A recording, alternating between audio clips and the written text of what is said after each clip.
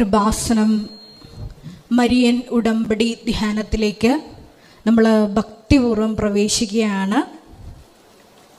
ഈശോയ്ക്ക് നമുക്ക് ഹൃദയത്തിൽ നന്ദി പറയാം. പരിശുദ്ധമ്മ ജീവനോടെ പ്രത്യക്ഷപ്പെട്ട ഈ ആലയത്തിൽ ദൈവപിതാവിനാൽ ആകർഷിക്കപ്പെട്ട് ഈ സമയം നമ്മളെ ഒരുമിച്ച് കൂട്ടിയ അവിടുത്തെ സ്നേഹത്തിന് നമുക്ക് ഹൃദയത്തിൽ നന്ദി പറയാം. പരിശുദ്ധ പരമദിവ്യകാരുണ്യത്തിന് എന്നേരവും ആരാധനയും സ്തുതിയും പുകഴ്ചയും ഉണ്ടായിരിക്കട്ടെ. പരിശുദ്ധ പരമദിവ്യകാരുണ്യത്തിന് എന്നേരവും ആരാധനയും സ്തുതിയും പുകഴ്ചയും ഉണ്ടായിരിക്കട്ടെ. പരിശുദ്ധ പരമദിവ്യകാരുണ്യത്തിന് എന്നേരവും ആരാധനയും സ്തുതിയും പുകഴ്ചയും ഉണ്ടായിരിക്കട്ടെ. അമ്മേ പരിശുദ്ധയമ്മേ, അമ്മേ പരിശുദ്ധമേ, ദൈവമാതാവേ, കൃപാസനത്തിലൂടെ ഞങ്ങൾക്കും ഞങ്ങളുടെ ദേശത്തിനും അമ്മ മാധ്യസ്ഥം തേടിത്തന്ന എല്ലാ അനുഗ്രഹങ്ങൾക്കും കൃപകൾക്കും ഞങ്ങളിപ്പോൾ ഹൃദയം നിറഞ്ഞ നന്ദി പറയുന്നു. അമ്മേ പരിശുദ്ധയമ്മേ, ദൈവമാതാവേ, 2004 ഡിസംബർ 7-ാം തീയതി ഉച്ചകഴിഞ്ഞ് 2:30 കൃപാസനത്തിൽ സംഭവിച്ച അമ്മയുടെ പ്രത്യക്ഷപ്പെടലിനെ കുറിച്ച് തിരുസഭയ്ക്ക് സമർപ്പിച്ചിരിക്കുന്ന പഠനരേഖകളുടെ വസ്തുനിഷ്ഠവും ദൈവശാസ്ത്ര വിധിപ്രകാരമുള്ളതുമായ അന്വേഷണ പഠനങ്ങൾ നടത്തി പ്രത്യക്ഷപ്പെടലിലൂടെ പ്രകടമായ ദൈവമാതാവിന്റെ പ്രത്യേക കരുതലും സംരക്ഷണവും വെളിപ്പെടുത്തുന്ന പീഡിതരുടെ ആശ്വാസം പ്രവാചകന്മാരുടെ രാജ്ഞി വാഗ്ദാനത്തിന്റെ പേടകവും പ്രപഞ്ച പ്രകൃതിയുടെ മാതാവുമായ പരിശുദ്ധമ്മയുടെ ഭക്തി തിരുസഭയിൽ കൂടുതൽ പ്രചരിച്ച് ജീവിതത്തിന്റെ ദുരിത അവസ്ഥകളിൽ അകപ്പെട്ട് കഴിയുന്ന അനേകായിരം മക്കൾക്ക് ദൈവത്തിന്റെ സാന്നിധ്യവും കൂടുതൽ അനുഭവിക്കുക വഴി ആത്മീയ വിശുദ്ധിയും ദൈവശക്തി കൈവരിക്കുവാൻ ഞങ്ങളുടെ കുടുംബങ്ങളെ ഇടയാക്കണമേ. നമുക്ക് ഒരുമിച്ച് സ്തുതിക്കാം. ഹല്ലേലൂയ, ഹല്ലേലൂയ, ആരാധന സൗഖ്യപ്പെടുത്തണമേ. ഹൃദയവേദനകൾക്ക് സമാധാനം നൽകണമേ, ആശ്വാസം പകരണമേ. ഹല്ലേലൂയ, സ്തുതി കർത്താവേ, ആരാധന കർത്താവേ, മഹത്വം, സ്തുതി, ആരാധന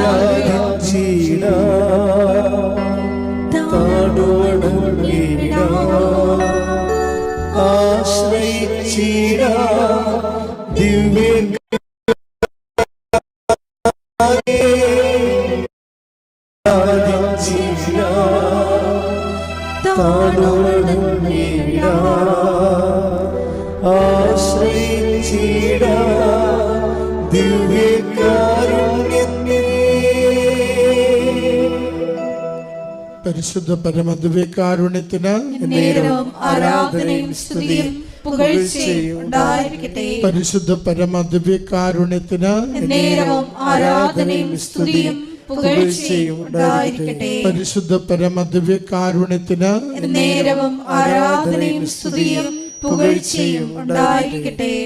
അമ്മേ പരിശുദ്ധയമ്മേ,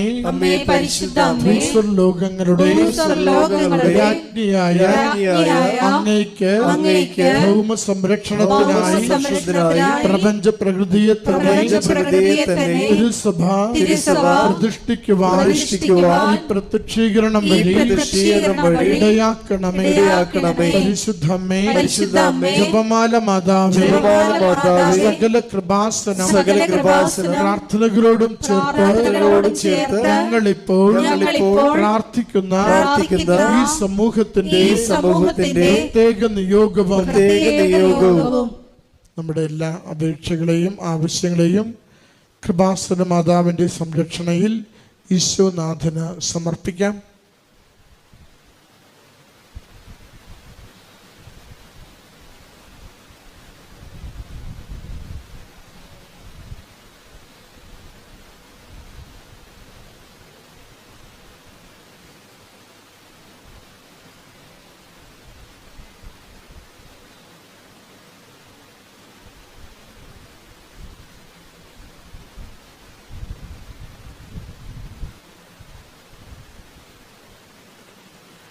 അമ്മയുടെ പ്രത്യക്ഷീകരണത്തിന്റെ ഈ അനുഗ്രഹവേളയിൽ ഞങ്ങൾക്ക് സാധിച്ചു തരുവാൻ കനിയണമേ. ആമേൻ. ആമേൻ. ഒരുമിച്ച് നമുക്ക് സ്തുതിക്കാം. ഹല്ലേലൂയ. ആരാധനയിലൂടെ ഞങ്ങളുടെ ജീവിത സാഹചര്യങ്ങളെ ആയിരിക്കുന്നുണ്ടെങ്കിൽ അവിടുന്ന് സംരക്ഷിച്ച് സഹായിക്കുകയും സൗഖ്യവും സമാധാനവും ഓരോ ദിവസവും ഉടമ്പടിയെടുത്തവരെ നിയോഗങ്ങൾ സമർപ്പിച്ചവരെയും പ്രാർത്ഥിക്കുന്ന ഓരോരുത്തരെയും അവിടുന്ന് അനുഗ്രഹിക്കണമേ. ഹല്ലേലൂയ. സ്തുതി, ആരാധന, ആരാധന. മഹത്വം കർത്താവേ, സ്തുതി, ആരാധന, മഹത്വം, സ്തുതി, ആരാധന. നേരവും ആരാധനയും സ്തുതിയും പുകഴ്ചയും ഉണ്ടായിരിക്കട്ടെ. പരിശുദ്ധ പരമദിവ്യകാരുണ്യത്തിന് നേരവും ആരാധനയും സ്തുതിയും പുകഴ്ചയും ഉണ്ടായിരിക്കട്ടെ. പരിശുദ്ധ പരമദിവ്യകാരുണ്യത്തിന് നേരവും ആരാധനയും സ്തുതിയും പുകഴ്ചയും ഉണ്ടായിരിക്കട്ടെ. എൻ്റെ പ്രിയപ്പെട്ടവരെ, ഉടമ്പടി ഒരു ജീവിതക്രമമാണ്.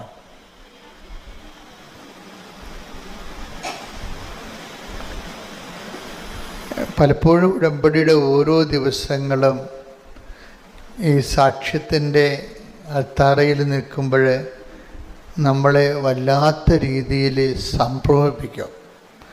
കാര്യം നാനാജാതി മതസ്ഥര് ഒരു ഷോർട്ട് ടൈമിൽ വെറും വളരെ ചുരുങ്ങിയ 4 മണിക്കൂറല്ലേ നിങ്ങൾ ഉടമ്പടി കാര്യങ്ങൾ ദൈവകാര്യം കേൾക്കാൻ വേണ്ടി ചെലവഴിക്കുന്നുള്ളൂ. 40 വർഷം ദൈവകാര്യം കേൾക്കാൻ വേണ്ടി ചെലവഴിച്ചതിനേക്കാൾ എക്സ്പീരിയൻസാണ് ചിലർ 40 വർഷമൊക്കെ ദൈവകാര്യം കേട്ടിട്ട് ഇന്ന് വരെ പച്ച പിടിക്കാത്ത ആൾക്കാരുണ്ട്. ഇത് 4 മണിക്കൂറാണിത് കേൾക്കണത്,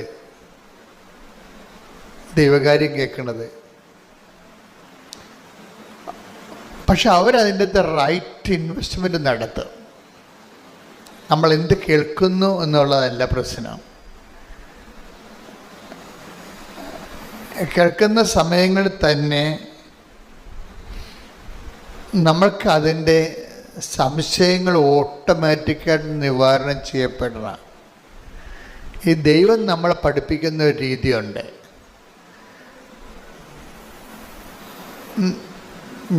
ചിലപ്പോൾ ഞാനായിരിക്കും അവിടെ നിന്നുകൊണ്ട് ഈശോയുടെ നാമത്തിൽ സംസാരിക്കണത്. പക്ഷേ ചിലർ ഇതിൻ്റെ അകത്ത് ഈ അതായത് take the blood of God അവരെല്ലാവരും ദൈവത്താൽ പഠിപ്പിക്കപ്പെടും. ശ്രുതിക്കട്ടെ. ഹല്ലേലൂയ, ഹല്ലേലൂയ, ഹല്ലേലൂയ. ആരാധന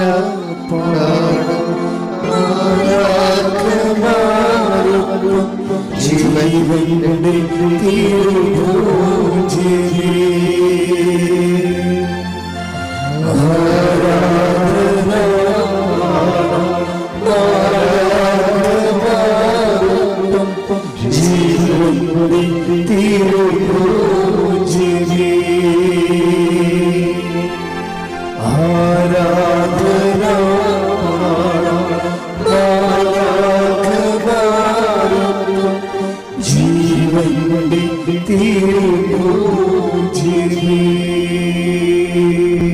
യോഹന്നാൻ യോഹന്നാൻ 6:45. യോഹന്നാൻ 6:45. അവരെല്ലാവരും ദൈവത്താൽ പഠിപ്പിക്കപ്പെട്ടവരാകും എന്ന് പ്രവാചക ഗ്രന്ഥങ്ങളിൽ എഴുതപ്പെട്ടിരിക്കുന്നു. ഇപ്പൊ എല്ലാവരുമാണ്, അല്ലാതെ കുറച്ച് പേര് സെമിനാരിൽ ചേർന്ന് വൈദിക വിദ്യാർത്ഥികളായിട്ട് കുറേ 10 കൊല്ലം പഠിക്കണ അങ്ങനെയുള്ള കക്ഷികൾ മാത്രമല്ല. ദൈവത്തിൻ്റെ വാക്കുകൾ വളരെ സുതാര്യവും ലളിതവും ഹ്രസ്വവും ആണ്. എന്താണ്? അവരെല്ലാവരും, ദൈവവചനം കേൾക്കുന്ന എല്ലാവരും ദൈവത്താൽ പഠിപ്പിക്കപ്പെടാനുള്ള സാധ്യതയുണ്ട്. എപ്പോഴും നമ്മൾ ആ സാധ്യത മനസ്സിലാക്കണം. ഞങ്ങളൊക്കെ വചനം പറയുമ്പോഴും നിങ്ങളൊക്കെ ജോസഫ് ജനല്ല, ഞാനതിന് ശബ്ദം നൽകുന്ന മാത്രമേ ഉള്ളൂ. ദൈവത്തിൻ്റെ റിട്ടേൺ വേർഡ് ഓഫ് ഗോഡിന് ഞാനൊരു സൗണ്ട് ചെയ്ത് കൊടുക്കും, ഞാൻ ശബ്ദം കൊടുക്കും. എന്നുവെച്ചാൽ നിങ്ങളുടെ കയ്യിലിരിക്കുന്നത് അപ്പാരറ്റസ് ചെവിയല്ലേ, അല്ലേ? അപ്പം ചെവിക്ക് പറ്റുന്ന രീതിയിൽ ഞാൻ ഇനി ശബ്ദം കൊടുക്കാൻ, ശബ്ദസംബന്ധമായ കാര്യങ്ങളല്ലേ ചെവി അക്സെപ്റ്റ് ചെയ്യത്തുള്ളൂ. അപ്പോൾ എന്നെ സംബന്ധിച്ചിടത്തോളം ഞാൻ എന്താ ചെയ്യണത്? ദൈവത്തിൻ്റെ വാക്കുകൾ എടുത്തിട്ട് നിങ്ങളുടെ ചെവിക്കും എൻ്റെ ചെവിക്കും പറ്റുന്ന രീതിയിൽ ഞാൻ അതിനെ ശബ്ദം കൊടുക്കും അതിന്. അപ്പം നിങ്ങളത് കേൾക്കുകയാണ് ചെയ്യണത്. അപ്പം ചിലരെന്ത് ചെയ്യും, അത് മനുഷ്യനാൽ പഠിപ്പിക്കുന്ന പോലെയും ആകും, ദൈവത്താൽ പഠിപ്പിക്കുന്ന പോലെയും ആകും. ഇപ്പം നിങ്ങളൊരു 100 പേരുണ്ടെന്ന് വിചാരിച്ചോ, 50 പേർക്ക് ഞാൻ ജോസഫ് അച്ഛൻ പഠിപ്പിച്ച പോലെയാവും, മനുഷ്യൻ പഠിപ്പിച്ച പോലെയാവും. 50 പേർക്ക് ദൈവം പഠിപ്പിച്ച പോലെയാവും. അതെങ്ങനെ അറിയാൻ പറ്റും? ചിലക്ക് കേൾക്കുമ്പോൾ തന്നെ സംശയങ്ങൾ ഓട്ടോമാറ്റിക്കായിട്ട് മാറിക്കൊണ്ടിരിക്കും. ചിലക്ക് സംശയങ്ങൾ വന്നുകൊണ്ടിരിക്കും. ഇതാണ് സംഭവം. ഈ സംശയങ്ങൾ വന്നുകൊണ്ടിരിക്കുമ്പോൾ അവർക്ക് ക്ലാരിഫിക്കേഷൻ കിട്ടണില്ല എന്നർത്ഥം. ക്ലാരിഫിക്കേഷൻ കിട്ടണില്ല. നമ്മൾ ഇരുട്ടത്ത് ഇറങ്ങി നടക്കുകയാണ്, നമുക്ക് വ്യക്തമായിട്ട് കാണാൻ പറ്റണില്ല എന്നുണ്ടെങ്കിൽ നടക്കാൻ പറ്റില്ല നമുക്ക്, അല്ലേ? നമുക്ക് ഇരുട്ടത്ത് നടക്കിയിടുമ്പോൾ അത് പവർ കട്ടാണെന്ന് വിചാരിച്ചോ, നമുക്ക് വ്യക്തമായിട്ട് കാണാൻ പറ്റണില്ലെങ്കിൽ നമുക്ക് നടക്കാൻ പറ്റത്തില്ല. കാര്യം വചനത്തെ സംബന്ധിച്ചിടത്തോളം വചനത്തെക്കുറിച്ചുള്ള ഒരു വാക്യമെന്ന് പറയണത്, ദൈവത്തിൻ്റെ വചനം തൻ്റെ പാദങ്ങൾക്ക് ദീപവും പാതയിൽ പ്രകാശവുമാണ്. Take the word of God. 119 സങ്കീർത്തനം 105 തിരുവചനം. 119 സങ്കീർത്തനം 105 തിരുവചനം. അങ്ങയുടെ വചനം, അങ്ങയുടെ വചനം എന്റെ പാദത്തിന് വിളക്കും പാതയിൽ പ്രകാശവുമാണ്. അപ്പൊ ഓരോ വചനത്തിൻ്റെയും അതിൻ്റെ മിഷൻ എന്താണ്? ദൗത്യം. വചനത്തിൻ്റെ ദൗത്യം എന്താണ്? ഓരോ വചനവും അങ്ങയുടെ വചനം എൻ്റെ പാദത്തിന് വിളക്കും, എന്താണ്? പാതയിലെ പ്രകാശവുമാണ്. എന്നുവെച്ചാൽ ഞാൻ നടക്കേണ്ട വഴി നിൻ്റെ മുഖത്ത് നോക്കി ഞാൻ ഉപദേശിക്കുമെന്ന് പറഞ്ഞ വചനത്തിൻ്റെ കൂടെയാണ് ഇത് പോണത്. Take the word of God. ഞാൻ നടക്കേണ്ട വഴി. ശ്രുതിക്കട്ടെ. ഹല്ലേലൂയ, ഹല്ലേലൂയ, ഹല്ലേലൂയ, ഹല്ലേലൂയ. 32 സങ്കീർത്തനം 8 തിരുവചനം. സങ്കീർത്തനം 32:8. ഞാൻ നിന്നെ ഉപദേശിക്കാം, നീ നടക്കേണ്ട വഴി കാണിച്ചു തരാം. ഞാൻ നിന്റെ മേൽ ദൃഷ്ടി ഉറപ്പിച്ച് നിന്നെ ഉപദേശിക്കാം.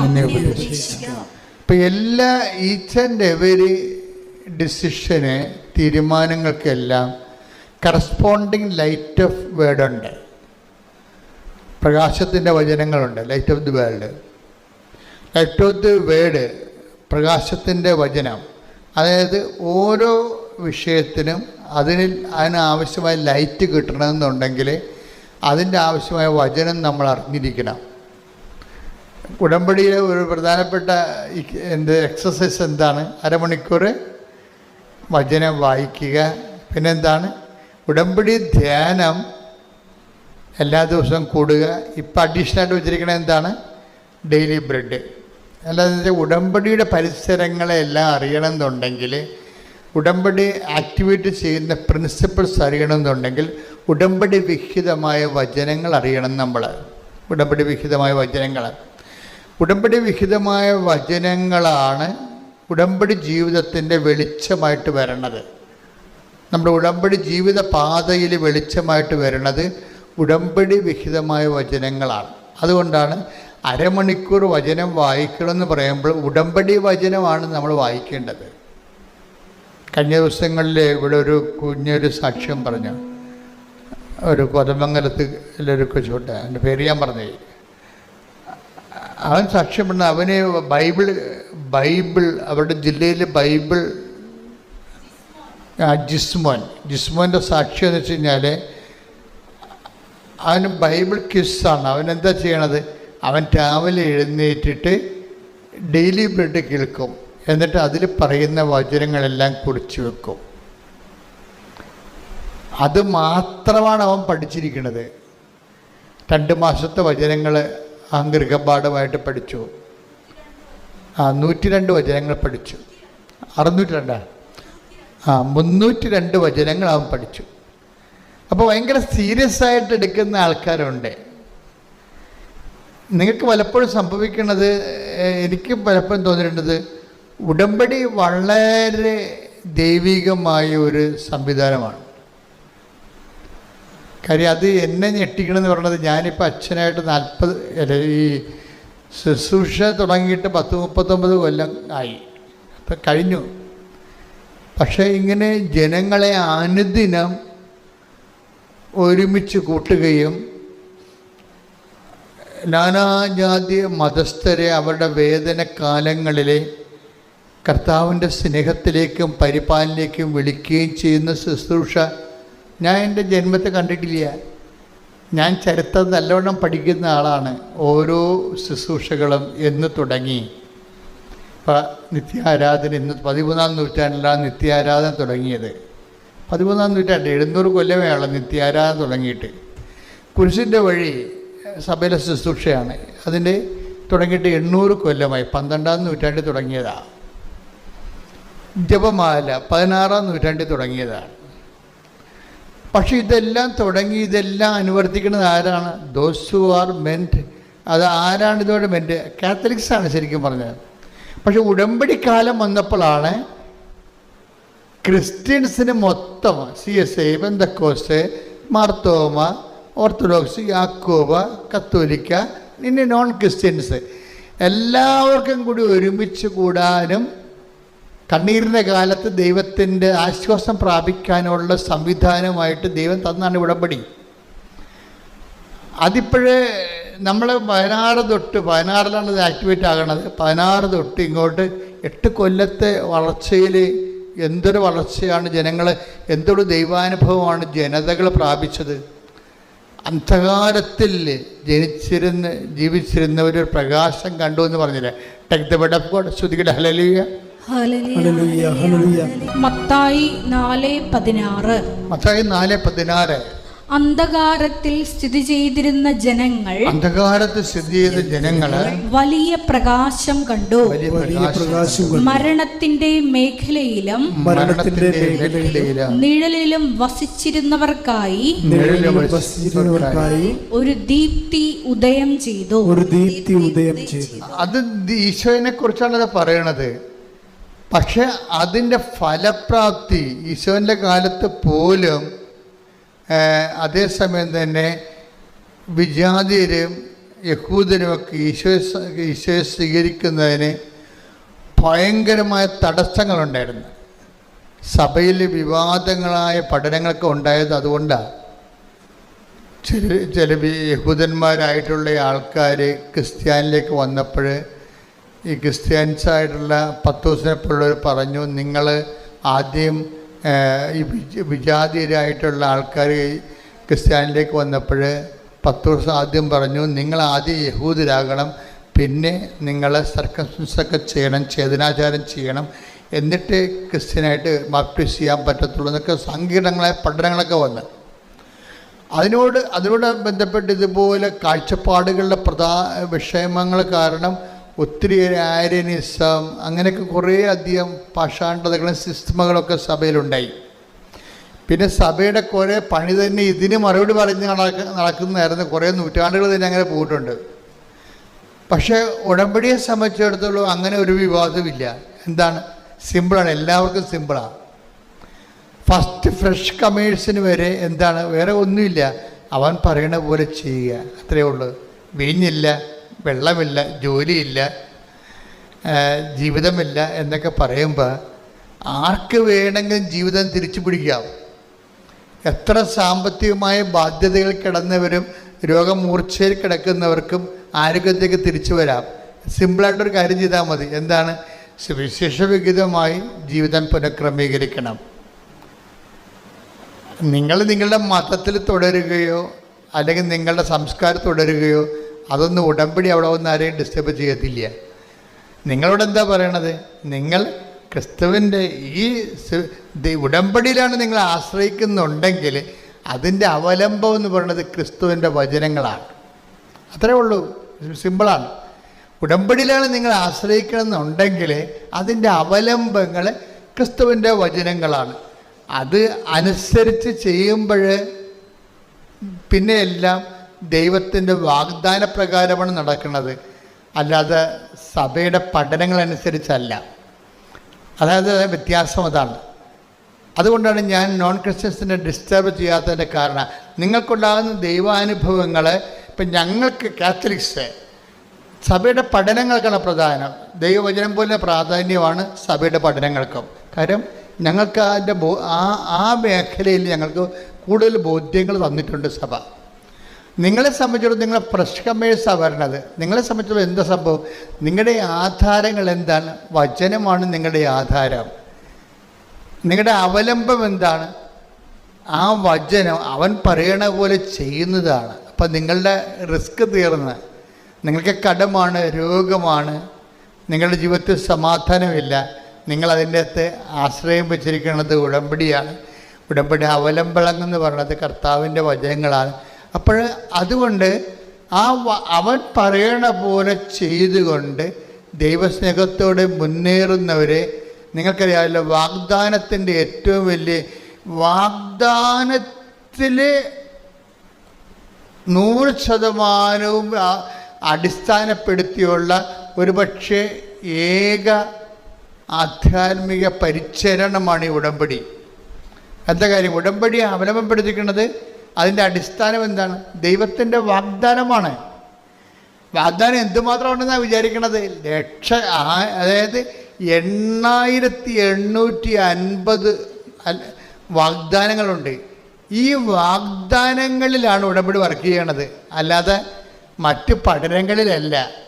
അതാണ് എൻ്റെ അക്രൈസ്തവരുടെ ഏറ്റവും വലിയ ഗുണം. അതാണ്. കാര്യം അവരെ സംബന്ധിച്ചിടത്തോളം ദൈവം ഉടമ്പടി വർക്ക് ചെയ്യണത് സഭാ പഠനങ്ങളെ അടിസ്ഥാനപ്പെടുത്തിയല്ല. എന്താണ് ഉടമ്പടി വർക്ക് ചെയ്യണത്? അക്രൈസ്തവർക്ക് ഉടമ്പടി വർക്ക് ചെയ്യണത് ദൈവത്തിൻ്റെ വാഗ്ദാനങ്ങളെ അടിസ്ഥാനപ്പെടുത്തിയാണ്. ദൈവം വാഗ്ദാനങ്ങൾ വിശ്വസ്തനാണ്. അതുകൊണ്ടാണ് നിങ്ങൾ അവിശ്വസ്തരായിരുന്നാലും അവൻ വിശ്വസ്തനായിരിക്കും. അയ്യോ, ബൈബിളിൽ ഇടപെടപ്പെടെ ശ്രുതികട്ടെ. ഹല്ലേലൂയ,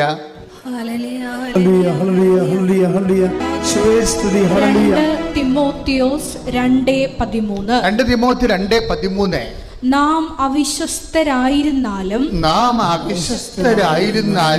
അവൻ വിശ്വസ്തനായിരിക്കും.